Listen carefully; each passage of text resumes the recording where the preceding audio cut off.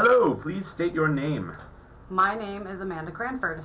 And where are you from, Amanda? I moved here from Orlando, Florida. Okay. And what college did you go to? I went to the University of Central Florida. Go Knights. Okay. And how long have you been here in Korea? I've been here, let's see, November, 3 years. A little over 2.5 years, almost 3 years now.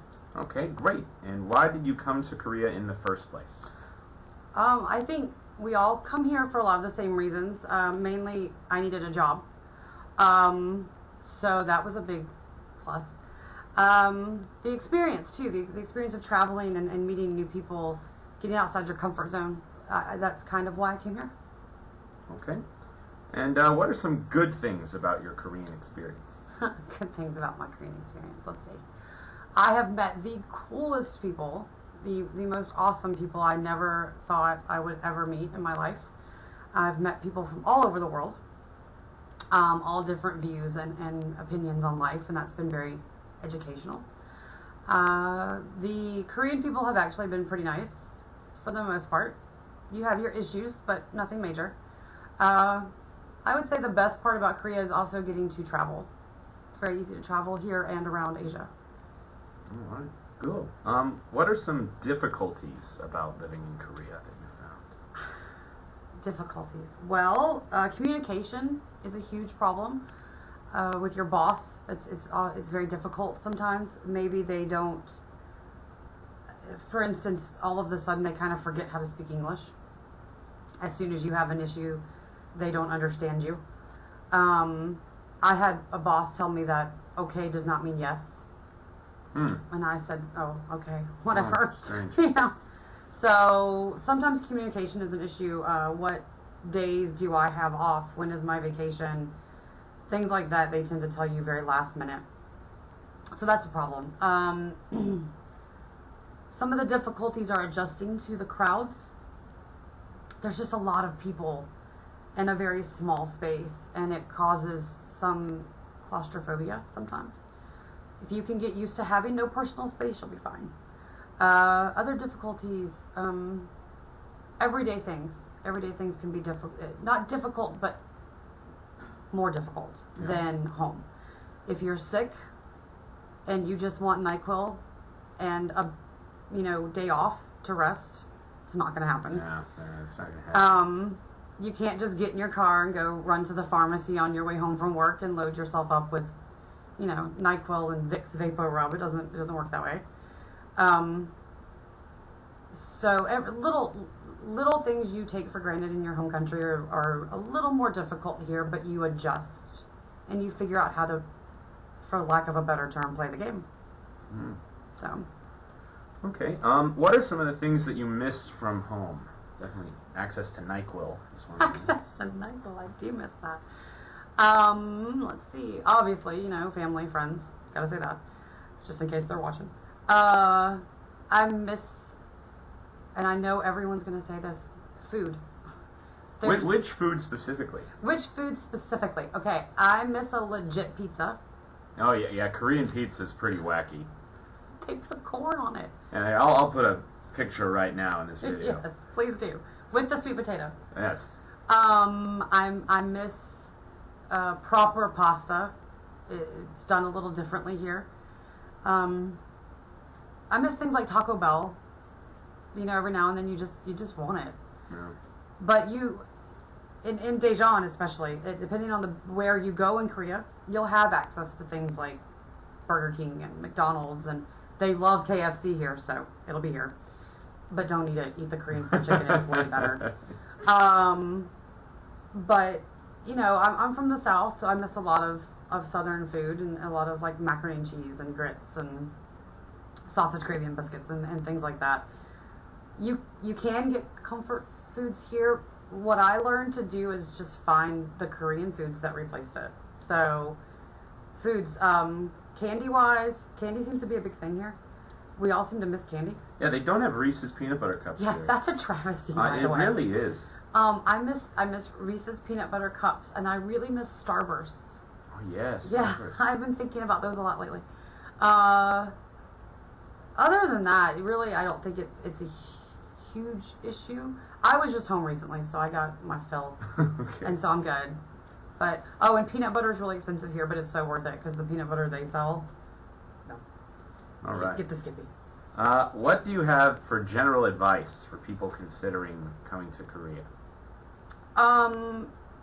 Really think about this, because I think every one of us comes here and says, I'm just going to do a year. That's nothing. I can just do a year. 2 years. Then it's 2 years, and then it's 3 years, and then it's, oh, well, I've been doing a lot of traveling. Maybe I should stay 1 more year and actually save money.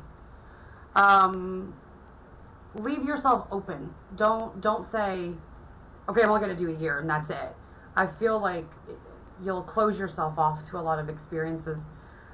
Be very open-minded when you come here. There tends to be issues because we all come from different countries. Sometimes there's issues of the Americans being very American.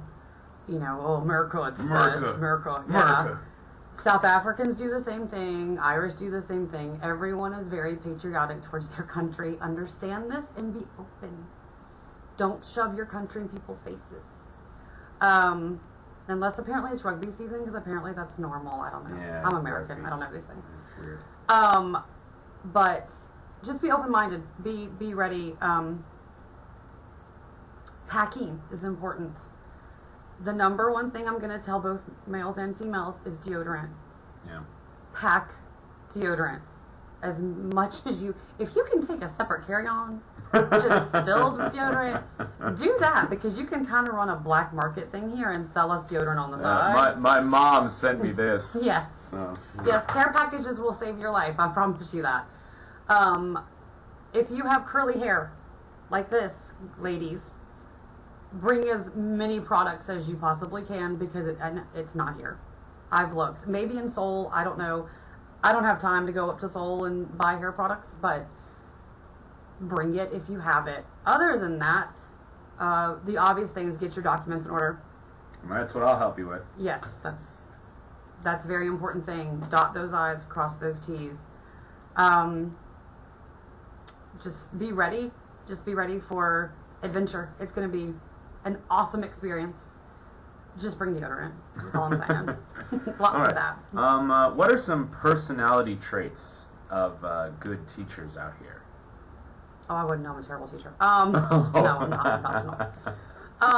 Good traits of a teacher. Let's see. You gotta have a sense of humor. You've got to be fun. You've got to be funny. What we do is hysterical. It really is. I can't stress this enough.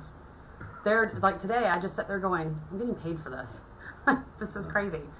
As a teacher, you need to be outgoing.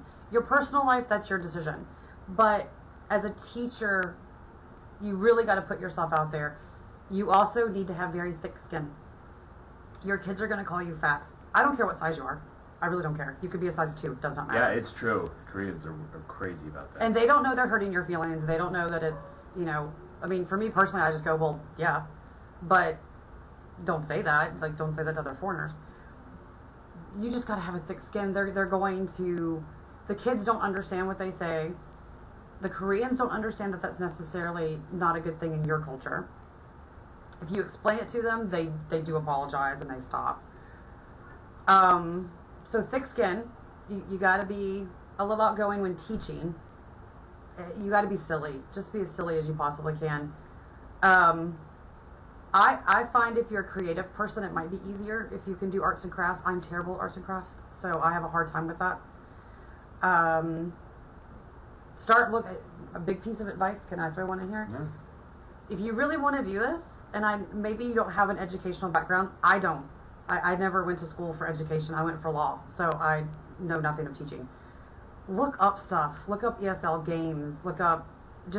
Really start looking at this before you sign the papers and say, okay, I've got some ideas of stuff I want to do.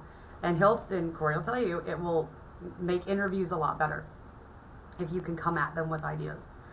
Personality traits, though, just be personality traits outside of teaching. Just a heads up. You gotta, let's be a little easygoing, accepting, and open. It can get, you're very much in a fishbowl. here. So it can get a bit stressful when people are from lots of different countries. So just be ready for fun in and out of school. I don't know. It's going to be a fun time. It is. Okay. Any final thoughts? Anything you want to share? I just wanted to share. I have been fortunate enough to teach multiple age brackets. I've taught. Yeah. What's your opinion about that? I've taught my very first year here. I taught at a what we call a Hagwon, which is a private school, a kindergarten. So I taught Korean age 5, which is Western age 4, up to 7 years old, and it was awesome. I was there, full time during the day, like you would any job, like any teacher. And I've also taught university students, and I'm currently teaching public school elementary. I do after school English classes, so my schedule is like a joke. I gotta tell you, the younger they are, the more fun it can be.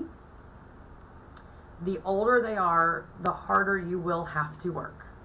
They will expect you to be a teacher, which is cool. It challenges you. But the little ones are so much fun because you will see your progress and you will see their progress and you will grow together as student and teachers. And if you get the chance to do the younger kids, which is typical your first year, I think a lot of us did younger kids our first year, do it. But have fun with it, because it's the stuff they say is going to be amazing. And they're going to make your day. So be open to the younger kids. Don't come here saying, I'm just going to teach university or I'm just going to teach adults. Really do think about teaching the younger kids.